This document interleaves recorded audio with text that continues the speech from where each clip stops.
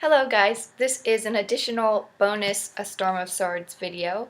I usually like to talk about themes in my videos, but whenever I do that it tends to be very rambly, and I realize it's not always interesting to people who haven't read the book, so I thought I would put that in its own video as sort of a discussion for people who have read the book. I'm just going to discuss some of the themes that I picked up in the book and some that were my favorites, and I'm just wondering if you guys noticed any of these themes, and I'm curious what themes you really enjoyed in the book or which ones stuck out to you the most. There are a lot of themes in this book and ones that carried over from the previous books, the most prevalent being violence, death, sexuality, politics, loyalty and betrayal, those sort of concepts. One of my favorites deals with decisions and consequences and how even decisions made with good intentions can have bad consequences. But even then, that depends on whose perspective you're considering. I love the use of gray characters in this book rather than the obvious good and evil. And even when a character seems to be evil, there could be room for redemption and reasons behind their actions. Except for Joffrey. No, I'm just kidding. He just got some anger issues and he's such a spoiled brat.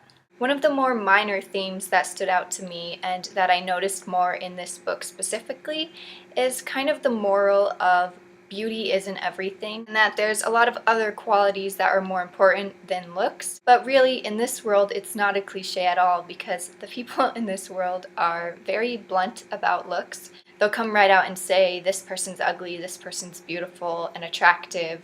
Beautiful people tend to be valued more, praised more than other people, which is kind of typical and realistic, but in this book there were a few instances where people were starting to look past that ideology. It gives me a little bit of hope, just a tiny bit, that these people are not completely shallow. There was one scene that I found very amusing in particular, where a character was talking about his betrothed, who he never met before, and he was saying how he hoped she would be good looking, and another character was basically like, what an idiot. Cersei is beautiful and look at her.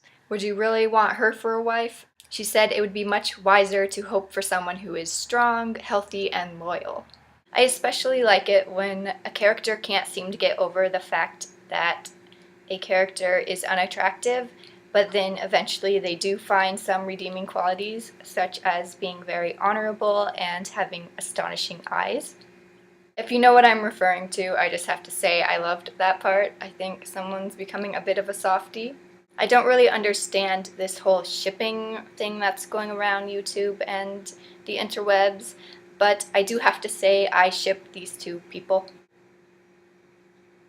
Yeah, I ship them very much.